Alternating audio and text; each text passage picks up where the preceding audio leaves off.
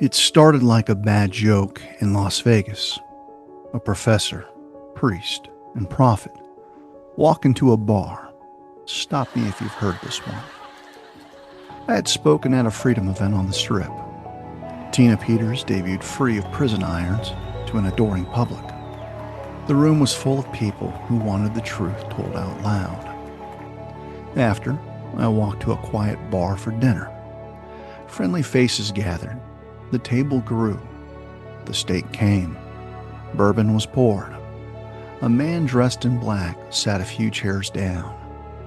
After visiting with those on my end of the table, I went to introduce myself, feeling the spirit's tug. The man in black wore a white collar. A priest. His eyes were steady. I was astonished when he said, "I didn't know how to approach you, but God told me I need to speak with you. And here you are, sitting next to me." His tone was kind, but urgent. He spoke of danger, that I needed the protection of the church. I needed to take hold of the Eucharist, that an encounter with Christ was required to meet the demands that awaited my future. What could the priest know of me? Was his warning the byproduct of a hasty internet search? Articles about me are plenty. Media Matters provided 2 hit pieces after I predicted Trump could terminate the entire Election Assistance Commission after the Slaughter decision. A day later, he did. Moreover, I was already acquainted with danger of a kind. I had put murderers behind bars for life, killers with cartel friends. I've listened to the jail calls, vows made to put me in the ground, my wife and kids too. I made an uneasy peace with that years ago. The threats changed over the years. Now it was the wreckage of 2020 lawfare, reputation gutted, resources thin, or the occasional 2 a.m. call saying I was watched, movements tracked, number blocked. Just wondering what it's like to not be able to answer your phone and have to screen every single call that comes through. Must be nerve-wracking. You people make America great when you've been rounded up and exterminated. It is with this in mind, I stared at the priest with a mix of intrigue and irritation. I'm a believer with no doubt about my salvation. I see no defect in my absence from the Catholic rolls of the confirmed. But I know that my weekly Nicene confession of belonging to one apostolic and Catholic church comes with a disclaimer to their rank and file, that I'm little more than a small C Catholic missing out on the fullness of the faith, or so it goes. And they wouldn't be entirely wrong. The Catholic Church's history, its reverence, the ritual that remembers, has caused me to lament the absence of their ancient wisdom in the modern evangelical church. Smoke machines and rock music have replaced incense and Gregorian chants. Personally, I prefer the latter. So I'm a Catholic, not recognized by Catholics. But does that make me a Protestant? No. I reject the label if, for no other reason, Catholics paved the way on protests, reforms, and schisms, long before Luther nailed his thesis to wood. Here is a bit of Protestant history within the Catholic Church. First, leadership tension between Peter and James was evident as early as the 40s and 50s AD. James functioned as the primary leader of the Jerusalem Church, the Mother Church, while Peter shifted toward broader missionary work. Paul's public rebuke of Peter occurred around the early 50s. In Antioch, he opposed Pope Peter to his face over hypocrisy in withdrawing from Gentile table fellowship under pressure from the circumcision party associated with James, declaring Peter's actions not in step with the truth of the gospel. Next, you have the Novatian Schism of 251. Novatianus was elected as a rival or anti-pope in Rome over the question of reconciling those who had lapsed under persecution. Then the Donatist Schism was born in 311. North African Christians rejected bishops who had handed over scriptures during persecution, traditores, creating a long-lasting alternative church structure that rejected Roman reconciliation and required rebaptism. After that, The Arian crisis fractured the church from the 320s onward. Multiple councils, imperial interventions, and repeated exiles of Orthodox leaders. Athanasius of Alexandria was banished 5 times. Others, such as Hilary of Poitiers and numerous bishops, were sent into exile or deposed, produced competing hierarchies, and prolonged doctrinal division across the empire. But then the biggie came, the East-West Great Schism of 1054. Mutual excommunications between papal legates and Patriarch Michael Cerularius of Constantinople capped centuries of growing estrangement over papal primacy, the filioque, liturgical practices, and jurisdiction, permanently separating the Eastern Orthodox churches from Rome. That was followed by the Western Schism of 1378. Rival lines of popes produced up to 3 simultaneous Clements, each with their own cardinals and obedience. The crisis lasted nearly 40 years until the Council of Constance. Across the roughly 1,500 years from the Apostolic Age to the Reformation, the historical record documents around 30 to 40 antipopes, rival claimants backed by factions, emperors, or cardinals. As a side note, the once Catholic Martin Luther's critique over the selling of indulgences pales in comparison to these controversies. Even Pope Pius V agreed with Luther about the scandal and later canceled all grants of indulgences that involved any fees or financial transactions. And I've left off dozens more fractures in parallel communities: the Meletian Schism, the Nestorian and Monophysite separations, producing the Church of the East and the Oriental Orthodox. In summation, long before 1517, the institutional history of the Church that later called itself Catholic already displayed repeated patterns of contested authority, rival hierarchies, doctrinal splits, exiles, and fragmentation. So, if I may be so bold, Catholics were the OG Protestants. At present, excommunications are rampant for the faithful that contend the Church continues to be in error since Vatican II. More on this in a moment. If the argument of unity is to be won by use of an authoritative cudgel or by Holy See pen, I suppose Catholics could claim the victory here. But as I fellowship with lay Catholics, one thing has been made clear.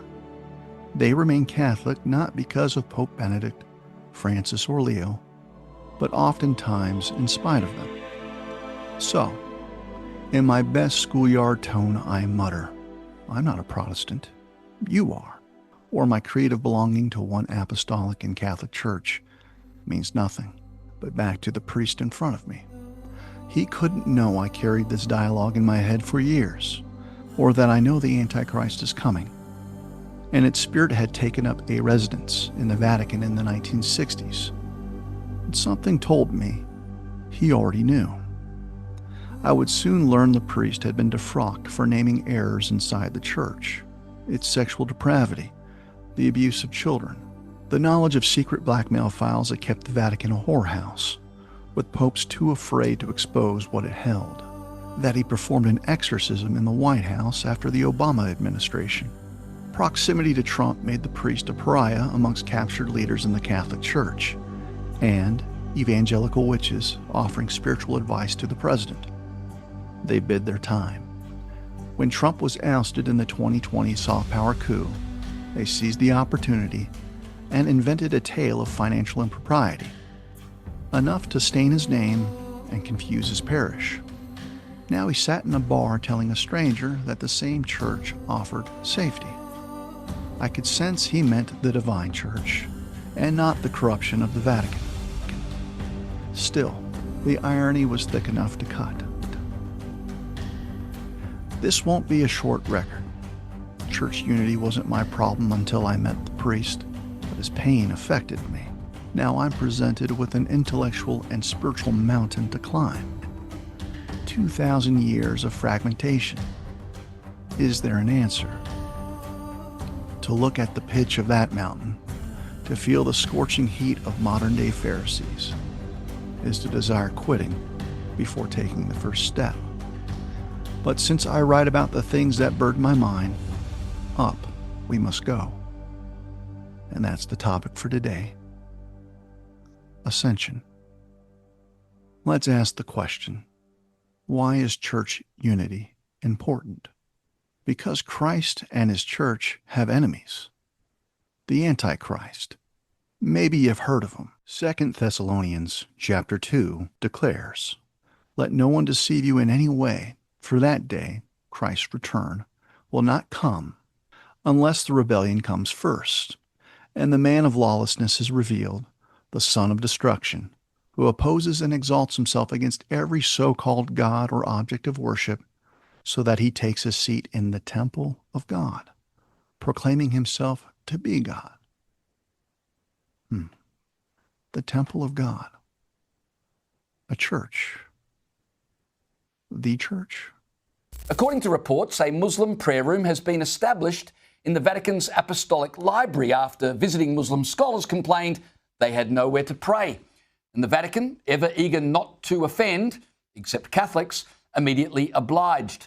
Islam explicitly denies that Jesus is the Son of God. So, by creating within the very walls of Catholic intellectual power a space for Muslim prayer, why would they facilitate a form of worship that leads by their own doctrine to spiritual ruin? I believe Islam is the official religion of the Antichrist. Though it permeates in other godless circles, the spirit of the Antichrist took a seat in the temple, or Catholic Church, in 1965. Archbishop Marcel Lafever would not sign off on Vatican II over the opaque expansion of religious liberty. He saw the naivety in it. Nostra Aetate, Vatican II, 1965, Section 3, official Catholic Church teaching regards with esteem Muslims. Now compare this statement with the Muslim Mahdi, who would take the head of every unbeliever, especially Catholic heads. So in Islamic eschatology, the Mahdi will emerge as a charismatic messianic world leader during global chaos. He will take control of the world and destroy everyone who resists him. He will invade many nations. He will rule and reign for 7 years. He will broker a 7-year peace treaty with the Jews. He will conquer Israel and massacre the Jews. He will establish an Islamic one-world government headquartered in Jerusalem. He will establish Islam as the only acceptable religion. He will come on a white horse with supernatural power, doing signs and wonders. He will be assisted by a powerful prophet. Now, if that sounds familiar, it is because it is a precise description of the Bible's Antichrist. What is going on in Spain? 60,000 Muslim immigrants invading Spain over the last 24 hours, mostly young men. Archbishop Lafever predicted this day and warned of the Islamic hordes to come, and they cut him off. Excommunicado. Excommunicated. His St. Pius Society worked on in the cold places with the old Mass and the old lines. These priests celebrate the ancient Latin Mass, and they are very traditional in their approach to the Catholic faith. On Wednesday in Switzerland, they consecrated these 4 bishops without a papal mandate in direct defiance of Pope Leo XIV, and that all the priests of the society are schismatics and therefore also subject to excommunication.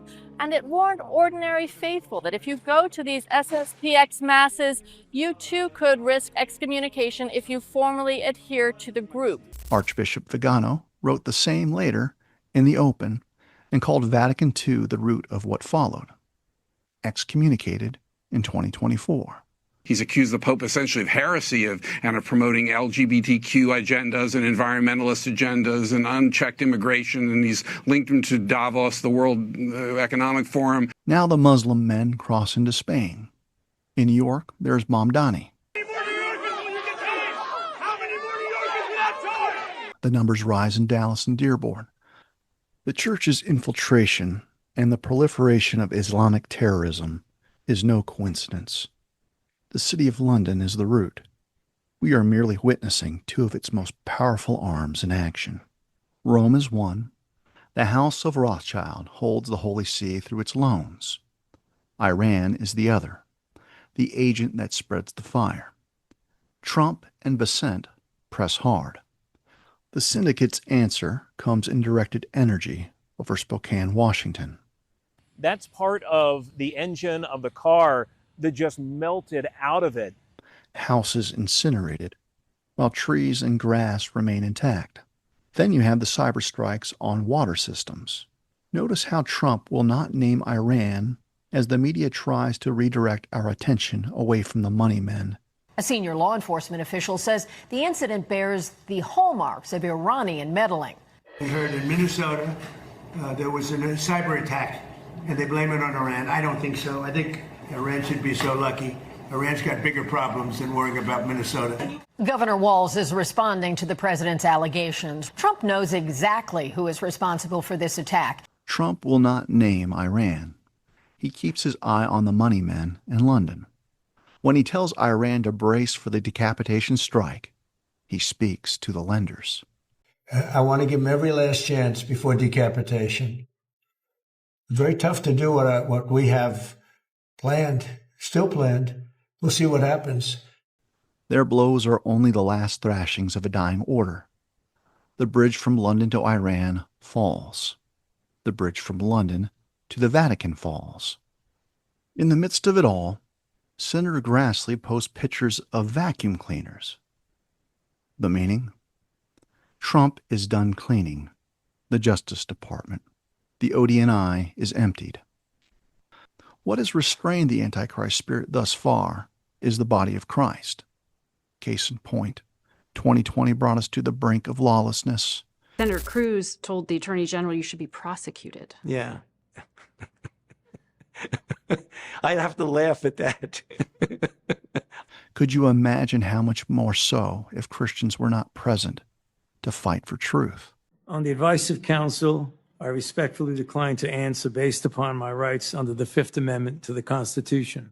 A day will come when Christ takes his bride, and no restraint remains. When we are taken, those who have chosen rebellion and hell will have it. Unity matters because the condition of his bride matters. When Christ returns, his bride shouldn't be dressed in tatters, smoking, hair tangled in curlers, or making out with the best man. And that is what our disunity looks like with marauders at the gate. But before I sat next to the priest, I left the side of a prophet on the other end of the table. My Romanian friend that saw communism fall in a single day. I mentioned his story in an earlier episode. From an evangelical fellowship that prayed 24 hours a day for our nation, his work moved across every line. Catholic, Orthodox, Protestants, the ones who had left or never belonged. He spoke of the cracks in the church with the same quiet sorrow the priest carried. Both men were godly. Both saw the same broken places. One had been cast out for naming them from inside the old walls. The other had never lived inside those walls and still served with fidelity. Weeks after the Las Vegas event, the prophet called me on the phone. "Hello, Pastor." He responds, "God gave me an understanding. There is only one city of the crosses. Everything was won at the cross. Your hometown, Las Cruces, is the next assignment. We will meet on the 4th of July at the cross." For context, I live in one of the poorest counties in the poorest state in the United States. We trade spots with Mississippi for dead last in education and a dozen other categories. We are the late-term abortion capital of the world. We had bread lines in the freezing cold during COVID-19. The prophet went on. "God told me you know where we need to meet, and we'll know who needs to be there." As soon as he said it, I knew the place. A high place. Tortugas Mountain. I battled irritation. I loved my friend. His accuracy as a prophet was beyond reproach. His boldness challenged me. But this was my home. My sanctuary in the wilderness. The one place I could control, where I could rest. I felt vulnerable. To invite friends to leave their families on the day most known for celebrating with loved ones was a test of faith. With less than 1 week from the 4th, I would need to discern who should come to my little wilderness and risk looking like a giant idiot. My pitch would go something like this. I don't know how quite to say this, but God told me you need to come climb a mountain in triple-digit heat in Las Cruces on the 4th of July. One thing was for certain, if God wasn't behind the prophet, there were abundant reasons to decline the invitation. I could hear it now. That sounds fun, but I can't swing the airfare to travel across the country on such short notice. Or, I'm the designated grill master and the one who launches fireworks at our house. Sorry. Deep down, I knew the purpose of the assignment. We can't celebrate independence from our government tyrants and keep it unless the church starts mending fences, and fast. The exiles like Vigano get it. His entire open letter to President Trump is in the drops, reading like a prophetic declaration of the storm we find ourselves in. Trump feels it too, posting a picture of himself kissing a very Catholic crucifix. Could we remember what makes us image bearers of Christ and rise above the theological noise? Could we remember the DNA in our cells that makes us human? Could we ascend above the Antichrist plan to change our code? I'm talking about the mRNA injection to change us, kill our connection with the Creator, or kill those in the womb. This morning, shock and outrage over Dr. Fauci's newly released text messages revealing his private concerns about the COVID vaccine and the risk of miscarriages back in 2021, just 1 month before he declared a very different story. So hedge fund billionaire Bill Ackman devastated, reacting, quote, Neary and I had 7 miscarriages trying to have a second child during COVID, and then time ran out. I'd have to laugh at that. And they talk about a 12.6% miscarriage. 700 of those mothers had their vaccine in the 3rd trimester. That's way beyond the window when a woman has a miscarriage. So they artificially took those 700 patients and put them in the 1st trimester. The percentage of women that got the vaccine in the 1st trimester had an 82% miscarriage. On the advice of counsel, I respectfully decline to answer based upon my rights under the Fifth Amendment to the Constitution. Could we see the AI interface that awaits? That an Antichrist is so close to plugging into a demon-infused network that his knowledge will seem like that of a god, and that a temptation will exist for us to plug into him. A counterfeit of our connection to Christ. The United States requires a united church, especially against the evil of Islam. I started my invitations. The prophet, that was a given. But the rest? God said, have faith. The priest came into my mind's eye. I reached out. Priest, God led me to invite you to Las Cruces to climb a mountain for an encounter on the 4th of July. The priest would eventually say, yes. He would drive 9 hours and bring his ministry team. 2 patriots from Dallas would fly in. 3 Taiwanese Americans from Washington, D.C., that have fed the homeless for 16 years out of their personal fortunes would find coverage and be there. They wanted to blow their shofars from the mountaintop. An EMT from Oklahoma who played harp and led worship would drive. He wanted to play his harp on top of the mountain. A Roman Catholic from Baton Rouge fighting for election integrity would come. The prophet's son would join from Bucharest. Every person who took the journey came from a slightly different denomination. July 3rd, they came. My home was opened. Each shared why they accepted the invitation. Catholics and Protestants showed each other love, grace, and mercy. We spoke of unity, corruption, the Eucharist, Mary, and the return of our Lord Jesus. Each held the other's vulnerability with sacred trust. No apologetic debates, no extraction evangelism. Rather, each recognized the room was full of spiritual peers, holy men and holier women. That night, many in the group had dreams, visions, and prophetic downloads. On July 4th, my house was transformed into a church. An unspoken symphony would emerge. The Mass was held in my living room. The liturgy was read in Aramaic in the words of Jesus. Incense, bells, candles were lit. The harpist sang songs as old as David in Hebrew.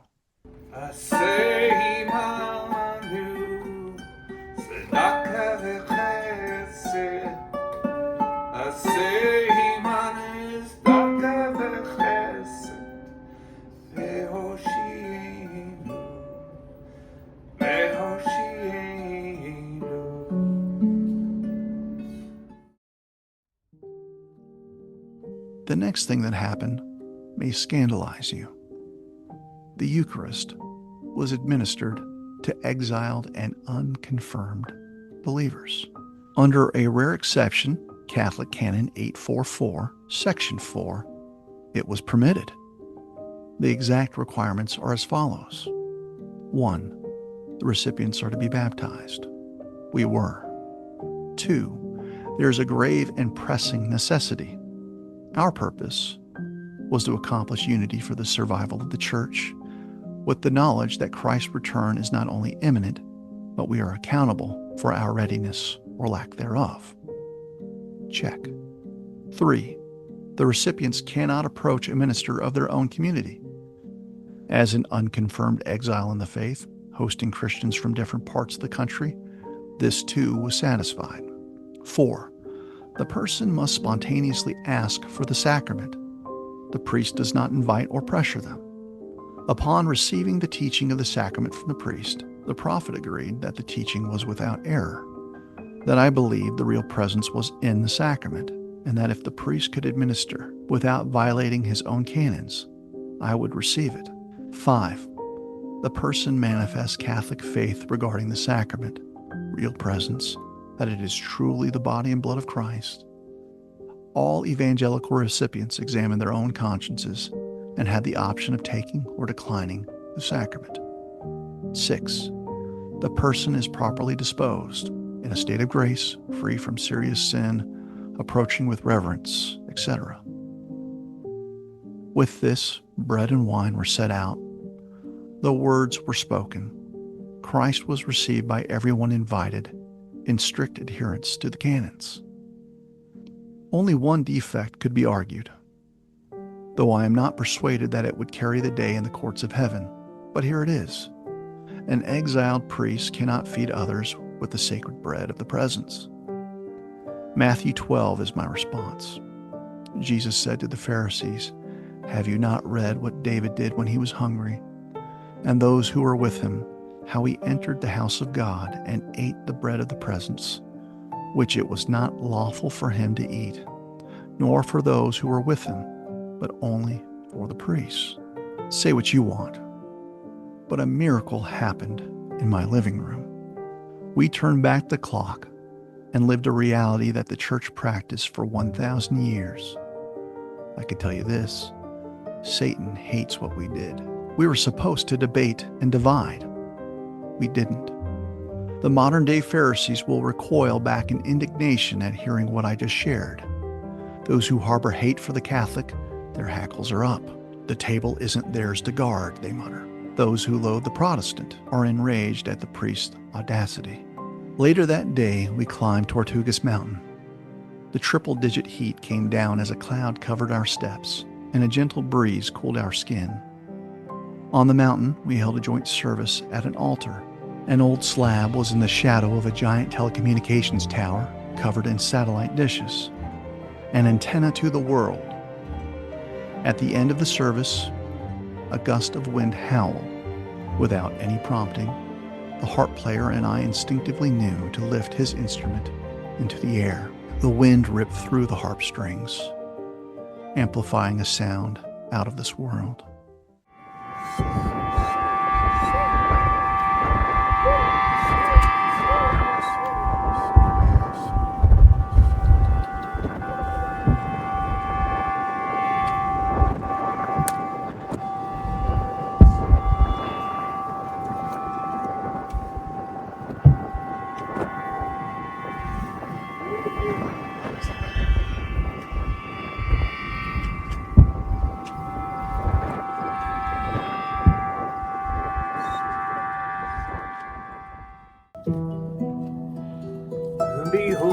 how good and how pleasant it is for brethren to dwell together. Behold, how good and how pleasant it is for brethren to dwell together in unity. They dwell in unity. Hallelujah, hallelujah. In unity, they dwell in unity. La la la la la la la la. We ascended the mountain for a vision. We got it. Fireworks rose from the valley below. I thought again of the Eucharist as we stood there. The early church had not needed every philosophical distinction to confess the same reality. Christ gave himself. He was received. If the modern church could recover even that much common ground, the fractures might not widen under the coming strain. On the mountain, the gift was made manifest with palms anointed and clasped in friendship. The church could restore Vigano, the St. Pius Society, my friend the priest, and the millions they have faithfully ministered to. I am still a small C Catholic, but if the big C Catholic Church had wisdom enough to restore these faithful priests that confronted its errors, that's a church I could belong to. Until that day, I'll defend the church from outside the walls. We came down from the mountain as the last fireworks faded. The encounter had begun. The campaign ran forward from the crosses, Las Cruces, toward the end of the end days. Well, what do you think? Is this musing heresy? Leave your comments below. Like what you hear? You can sponsor the show over on Substack for the cost of a couple cups of coffee. I'll be back. Until then, good night and God bless.